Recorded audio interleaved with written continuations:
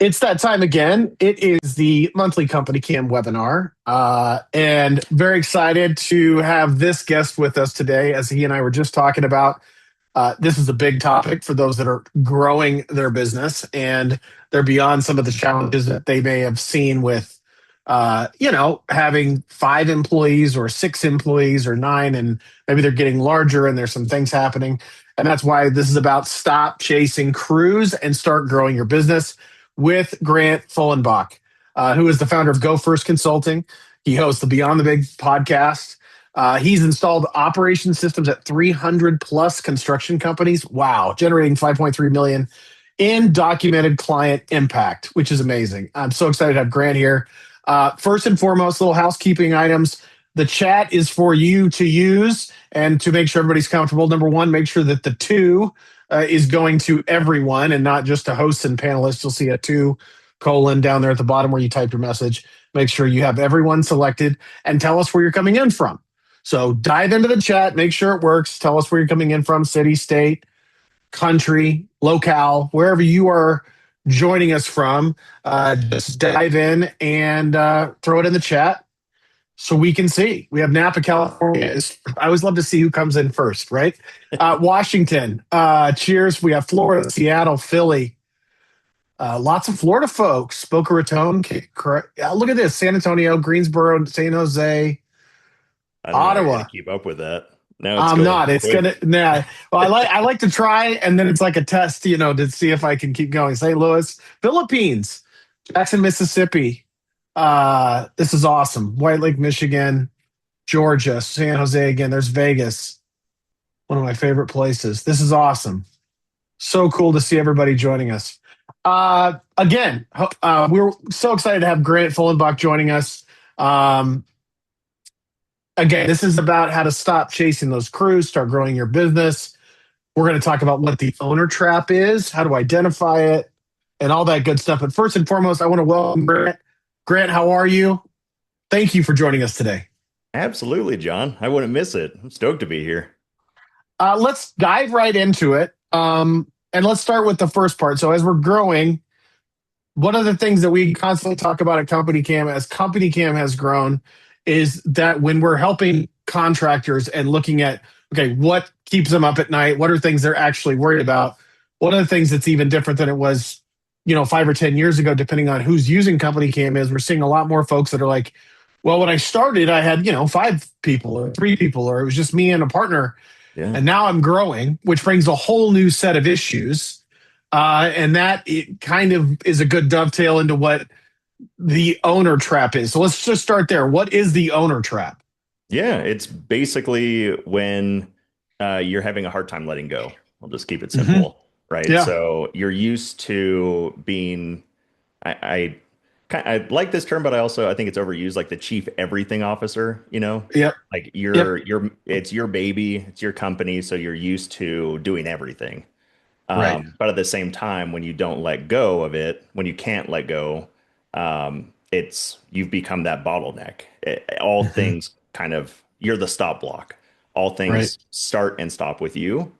And so even though you might be growing in terms of revenue, the systems and the workflows and the tools you use can't really expand beyond you as well.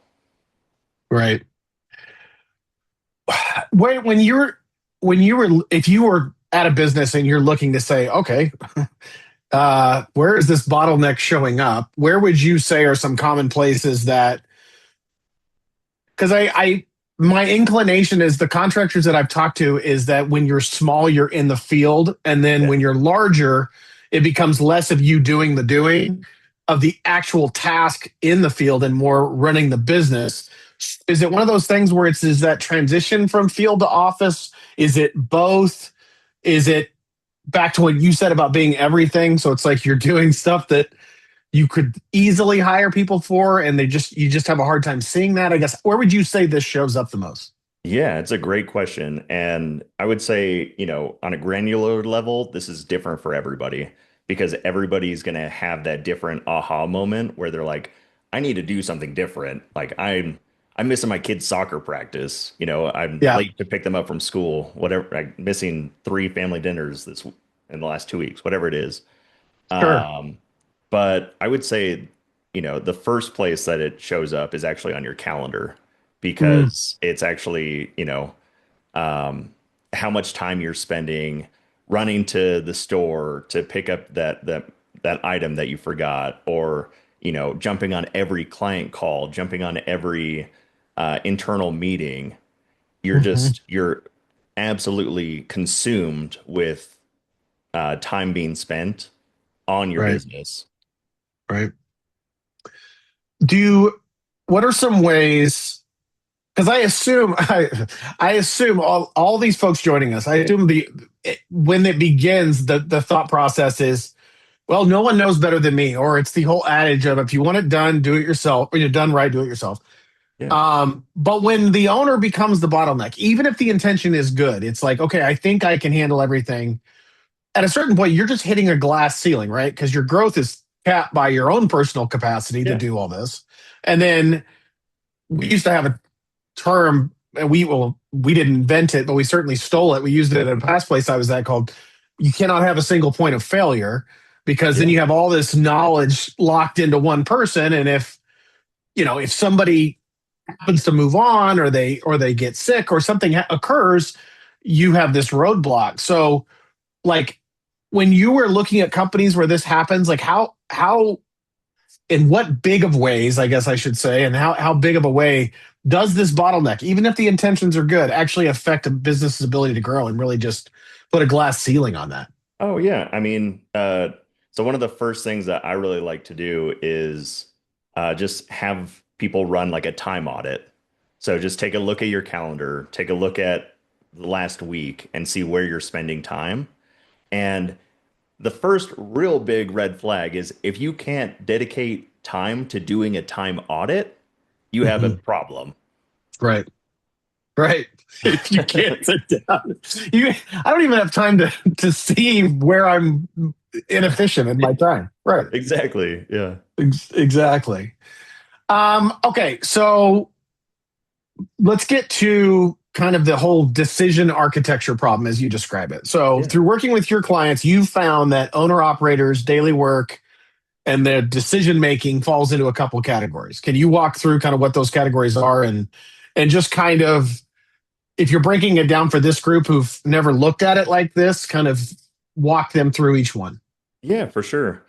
So the first one, like focusing on like day-to-day workflow. So again, if we're like looking at things through the lens of an audit, right, from a calendar perspective, identifying which events or meetings on your calendar are kind of like routine behaviors or routine Hmm. workflows, routine operations, if you want to call it that, right? Sure. So those, I'll just read it off of here because I think it's easier. Like this Yeah. involves driving the actual work that's required to putting gas in the tank to actually like drive the business forward. Then the second category is like implementation. So that's almost like change management. Yeah. That's looking at your business from like a long-term strategic perspective, right? So that old adage of are you working in the business or on the business? This is Hmm. on the business. This is essentially taking a step back and saying, okay, what's my vision? What's my goal? What do I actually need to be working on to achieve that? Like from a what do I need to do in the next 3 months or 2 weeks to get to that stage? And then of course like the the other part of that is financials. So looking at, you know, I kind of have like a whole dashboard I built out called the Critical 19, which is just 19 KPIs that actually showcase the true performance of how a construction business is doing.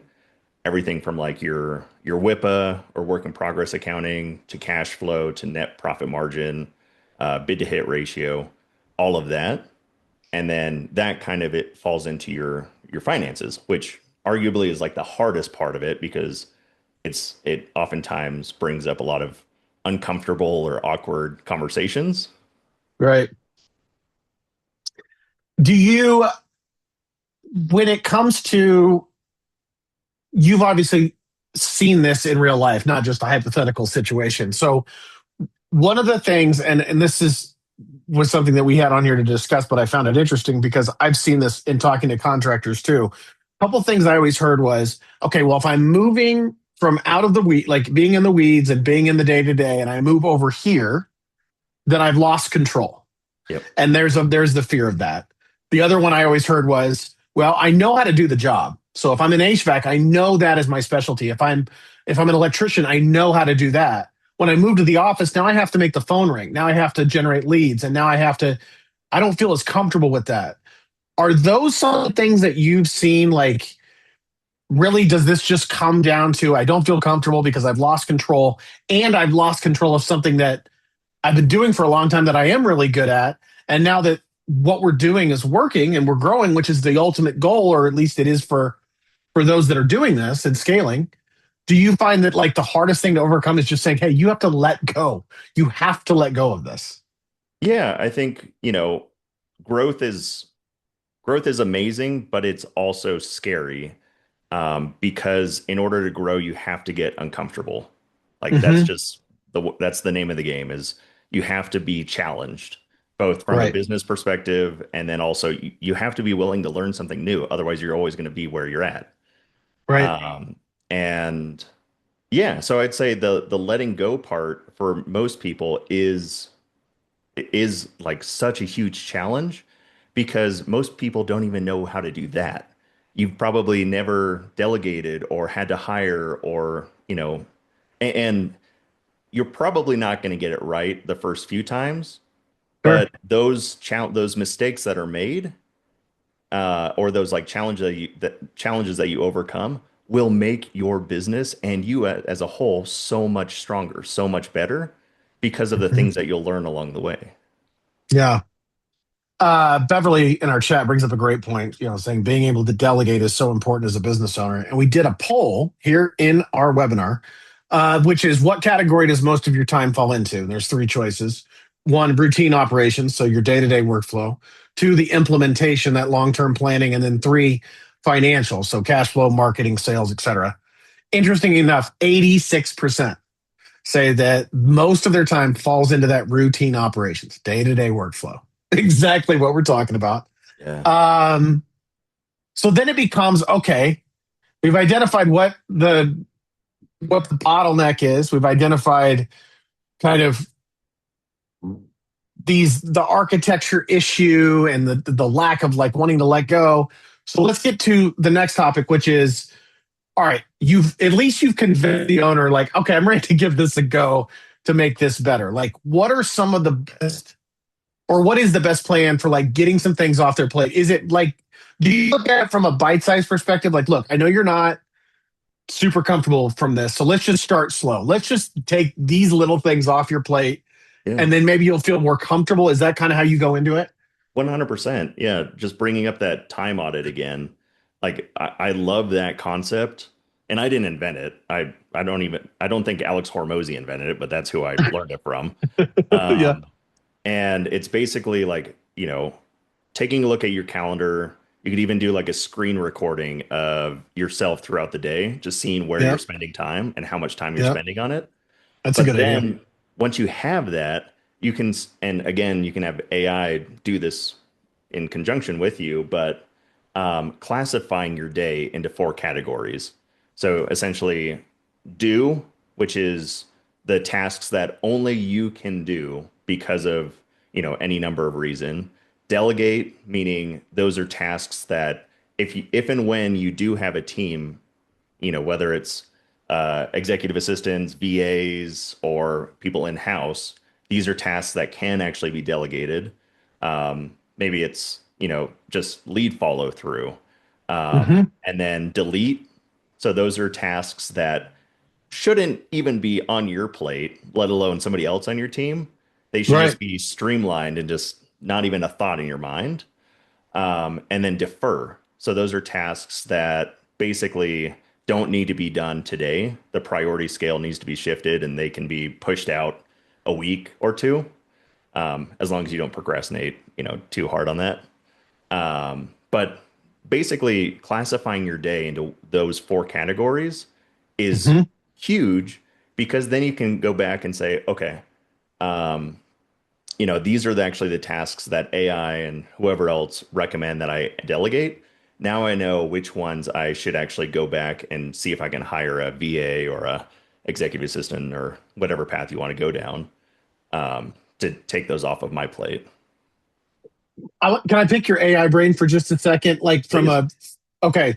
So what I wanted to make sure that I get this question into Grant because one of the things I was telling him before we started that we internally at CompanyCam were just talking about yesterday was how does a contractor that is growing or wants to grow or wherever they are in the stage of their business, how do they perceive AI? And doing some pretty deep research of things that were out there where contractors, specifically business owning contractors, participated. It was kind of, it depends on which way you ask it. You had some that were using AI to a really intricate degree, but that's not a huge percentage of contractors across the United States or worldwide. You had another subsection of they were kind of using it, but they wanted to learn more. You had a subsection that were uh, wanted to use it but didn't even know where to start. Yeah. And then you had a whole nother subsection of people. It's like, I'm never using it. I don't care what it is. It's not happening. And then of course you have combinations of all those. But the reason I wanted to focus on this with kind of those first 2 weeks of what you would want to do is it sounds like so if you were coaching someone and saying, look, I know you may be against this or you don't know where to start, like what are some things that you would say, like, this is not as frightening or scary as you think it is? Here are some easy, again, what are some easy ways to kind of dip your toe in the water, knowing that you've got all those different groups that are at varying levels of using AI or wanting to use it or wanting to use it more? We live in this remarkable time where it can be as complex or as simple as you want it to be. And Mm-hmm. most of the time, starting with just a chat, most people who I talk to who are maybe not against AI, but they're, stuck on that first step of like, how do I actually use this thing? The best thing you can do is just start talking to one. Just pick Mm-hmm. one. I Yep. mean, I would probably recommend Claude, my Yeah. go-to, but and Yeah. then just start talking to it and tell it some of your goals and the challenges you're experiencing today. And Mm-hmm. don't ask for any suggested recommendations yet. Just start providing it context to get to know Mm-hmm. you as you Yep. would a coach or an advisor. Um, and just take it from there. Like it will also kind of expand its working knowledge as it starts to interact with you. Mm-hmm. And there's, the reason why I bring up Claude too, and this is probably going to be a little bit more complex, but Claude released this module called Skills, maybe Mm-hmm. 2 weeks ago or 3 weeks ago. And what it allows you to do is pretty much like fully automate workflows. Mm-hmm. So, like, just to give you context, I have a podcast called Beyond the Bid, and Yeah. my whole podcast workflow is a skill. Basically, for a guest, I drop in their LinkedIn, I drop in information, and then it gives three potential topics to talk about. Mm-hmm. I send that over to the guest and say, hey, choose one, then provide that back to Claude, and it just keeps on expanding that workflow. And that's Mm-hmm. one skill. Right. Right. So really Yeah. just, going back to your question, like the time audit is where we start with because the tasks and the time spent that can be identified as delegate Mm-hmm. um, or just defer, those presumably could be, skills or automated workflows. Yeah. Definitely. Beverly says AI should be a tool, not a decision maker. Decisions need to be human. Look, that's what I think it comes down to is being a tool, and that you need to check everything, obviously, that's outputted or put in front of you to say, okay, this is the right way to go. But like to your point, if it can quicken a process so you can make those human decisions easier, Yeah. faster, more efficiently, it's amazing. So past the first couple weeks, now you need like a standard operating procedure and as you call it, building a second brain. Can you explain what that means? Yeah. So this is actually one of my favorite things to talk about. So talking about like the being the bottleneck or getting stuck when you're growing your business, the one of the most common denominators with that is you being the only like source of knowledge. So you want something done, you got to do it yourself. That Mhm. mindset.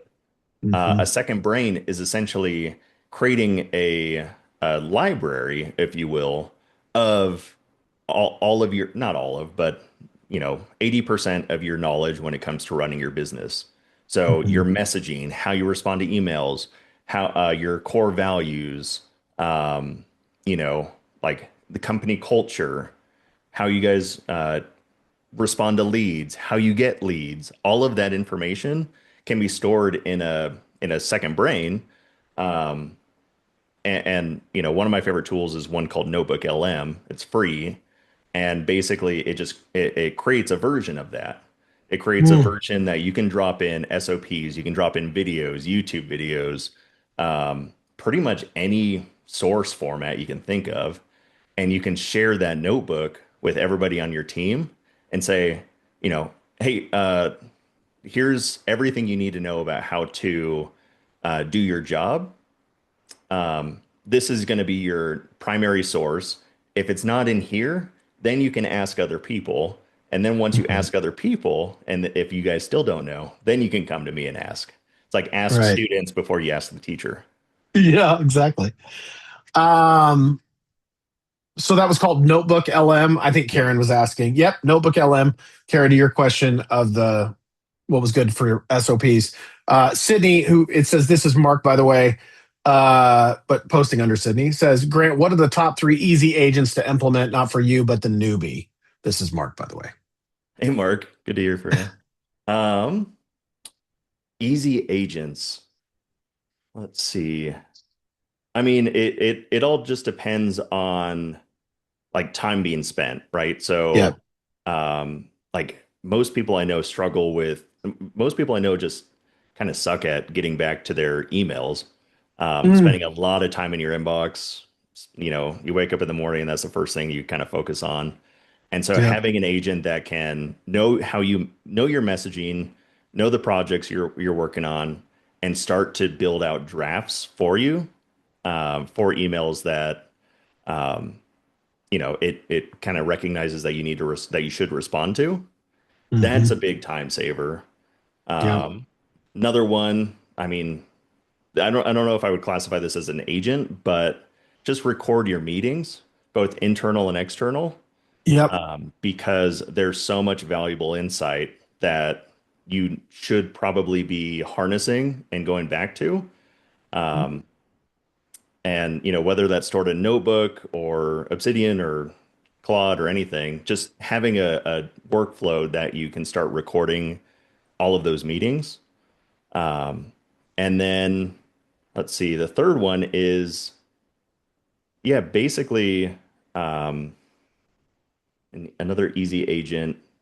I mean, just building out an agent that kind of works as like an advisor too. Yeah. So when it Yeah. comes to like your sales pipeline or lead management, one that knows your business, knows what your like average sales cycle is, who your ideal client is, and then can give you recommendations on how to proceed.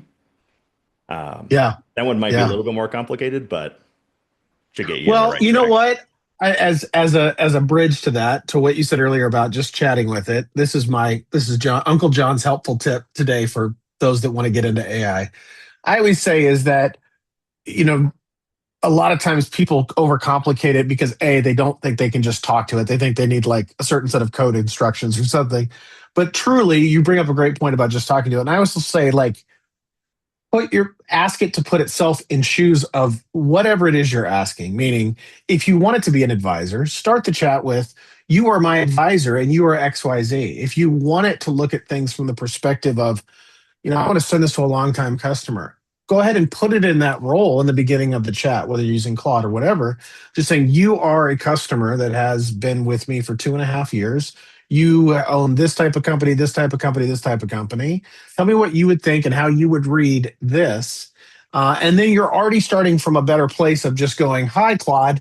I don't even know what you are or what, you're just starting from a place of take on this persona, and what you're doing is you're creating hypothetical roles that can give you feedback. Corey asked in the chat, what is your opinion of Fixer, Fyxer? I'm not familiar with Fixer. I I think don't know it's if you. an AI workflow tool. I know I've seen it. That's the hard part is, there's Sure, so there's many tools out there right now. yeah, Um, yeah, yeah, but and they're just multiplying as well. Yeah. yeah, oh yeah. Okay, so you're past building a second brain. Days 31 through 60, 61 through 90. Those two, you've got focus on your strengths, delegate the rest, and then building the next delegation layer. So talk us through what are 8 steps of delegation, kind of what are all these Yeah. things that you're kind of doing in days 31 through 60, 61 through 90. Yeah. So this is actually from Tommy Mello.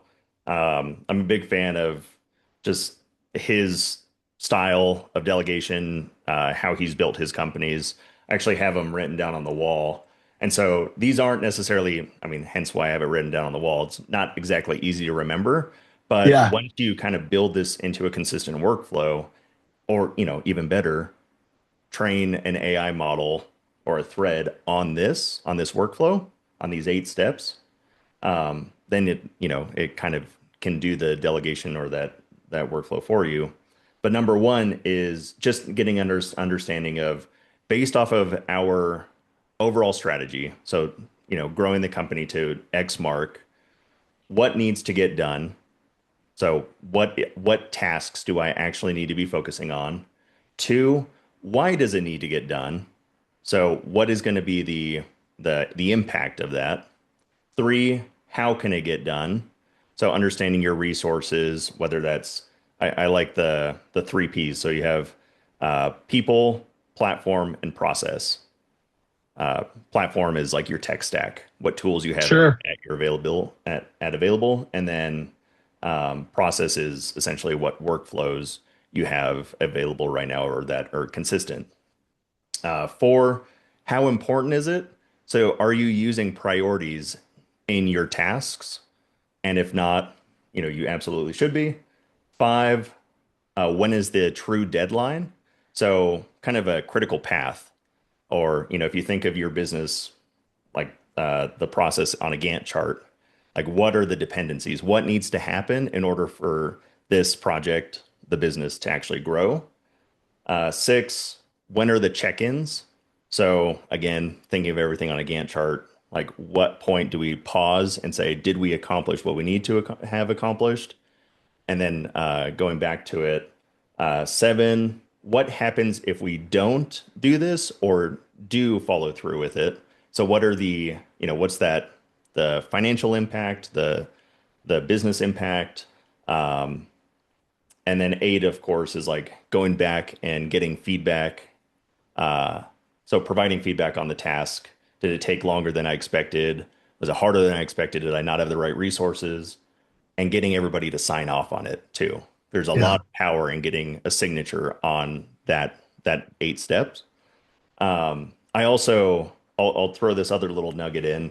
I'm a big proponent of what's called RICE. RICE is a different prioritization tool, and it stands Yeah. for reach, impact, confidence, and effort. So reach is essentially how many people are going to be involved in this. So if it's a new marketing campaign, right? How many people do I need in-house to help me work on this? And then also how many people are going to be reached because of it? Impact is what's the forecasted financial impact because of this new marketing campaign. Confidence is again based off of our resources and all of these 8 touch points. How confident am I that we're actually going to be able to pull this off on the deadline? And then you could essentially times all those together. So reach, impact, confidence, and then divide it by effort. So how hard is it actually going to be? Yeah. That was a lot of words. Um, So no, I love hope it. that all made sense. Yeah, Christian dropped the list of 8 in there. Roger said Mark said 19 KPIs. Can he list them? I'm not uh I'll send it or I can give it to you guys as a yeah, list to yeah, link. sure. Absolutely. At the end we'll or you can even drop it in the chat or whatever you want to do is great. Sure. So kind of like taking this back to a higher level of what you've worked with and who you've had interactions with, but like you've worked with contractors at different stages. What in your mind like separates the ones who have successfully delegated versus the ones that do get trapped in that trap, that bottleneck? Like what are, you know, it, maybe it's personality traits. I don't even want to go there, but just characteristics. Like how would you describe one who can really do that and separate it down, um, and do the delegation and take some stuff off their plate versus those that are just constantly like, oh, I got to get back in there. I got to do it myself. I mean, it's hard, but I think ego plays a big role in it. I Mm, think a lot of people kind of build their identity off of that. Um, Again, like CEO, chief everything officer, superhuman, whatever you want to call it. yeah, Just, Dennis said pride is the trap. yeah, absolutely. Yeah, Absolutely. And that's also yeah, probably the hardest thing to build off of because yeah. it's, no coach or consultant Right. or no one's ever going to be able to convince you. You have to really like want it. You have to want to make that change. Um, and yeah, that's in my opinion, like everything stems from that. Once you want it, you can find the answers on how to do it yourself, or then comes the conversations with a consultant or a coach or whatever it is. Sure. Um, we kind of talked about AI, but like what role does like, or I guess more, maybe I should frame it this way, like what can tech or apps or software, like what role does that play in helping owners just feel confident that things are getting done without them constantly having to be in the weeds, so to speak? Yeah, that's a great question. You know, if you guys have ever implemented a CRM, you've probably heard this term like single source of truth, right? Mhm. So you're not really working off of three Excel spreadsheets that'll tell you the same thing. Like everyone Right. on your company in your team is using the same data. I would say that is probably one of the strongest. If you Yeah. can get to that place where everyone on your team is using the same information about a client or a project or a sub or whatever it is, there's so much value in that because you're all reading the same book and you're all on the same page. Yep. And you're not having to, not only are you all reading the same book, but you don't have to keep giving the cliffs notes of the books to everybody. Yeah, If you're all tied into the same system and can access it simultaneously, absolutely. Um, so let's go to the positive end of this. Like, okay, now you've got an owner to break out of this, and now they're delegating. And we were yeah. talking about like, hey, what are the characteristics of the ones that don't versus the ones that do? But like, what does life look like for a contractor who's successfully broken out of the trap? Like, what's different day to day for them that where they can go, oh, this is different. This is not just, oh, your revenue goes up and you are the most successful, but more, what does life look like for those, and what are some positive outcomes from those that I have would say broken out of that trap? one of the coolest things that can happen is your vision expands. Mm, So the vision and the overall driver for what you wanted for your company, that now expands to something much larger than where you started. And something that you didn't even think was possible a year ago now is something that's happening in 2 months. right, Um, right. and then, on a personal side, it could be going on a 2 week vacation and not actually having to stress about six What's projects yeah, going on simultaneously, yeah, or setting that boundary with you and your work where it's like, hey guys, I leave at 4:30 every day because my family is actually the most important thing and I need to make dinner, I need to pick up the kids from school, and that's actually the biggest priority. So anything that you need from me needs to fit in that window. yeah. And there's some other positives here. I was going to read the chat. There's some really great stuff in here. Scott was saying for us being honest with ourselves about what is actually valuable. Example, a VR virtual is better than the owner answering the phone because the client calls to ask if we do what they want and how to get started. They don't need a 20-minute conversation with a quote unquote expert. And then Julia says, if you already realize and accept that you can't do everything by your lonesome, you're already ahead of most business owners. Um, and then Dennis was who brought up pride is the trap, says humility allows you to truly be able to prepare, and preparation equates to success. To your point, Grant, about casting a vision, now that you've freed up some of those things, I also think, just speaking as someone who's run businesses before, I also think being able to free yourself up just also allows you to be a little bit more clear headed on every decision you make.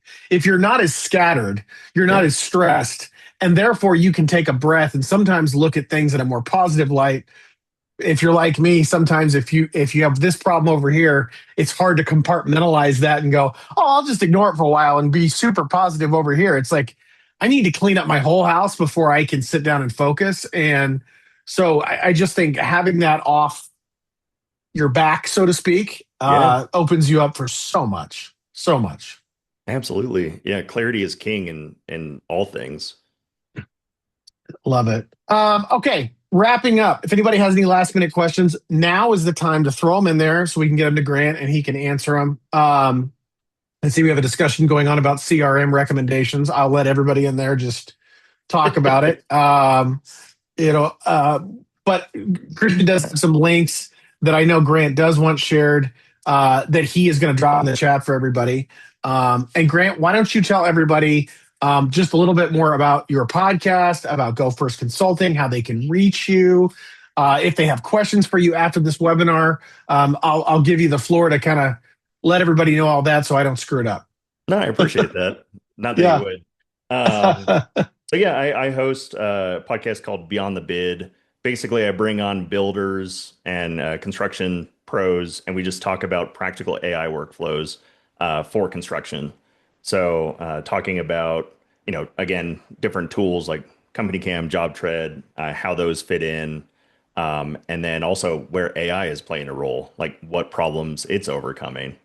Yeah. Um, and Go First is a company I started about 2 years ago, basically doing a similar thing where I'm working with home builders and remodelers, helping them implement and adopt AI, Mm, both from a business owner perspective, but then also from a company-wide perspective.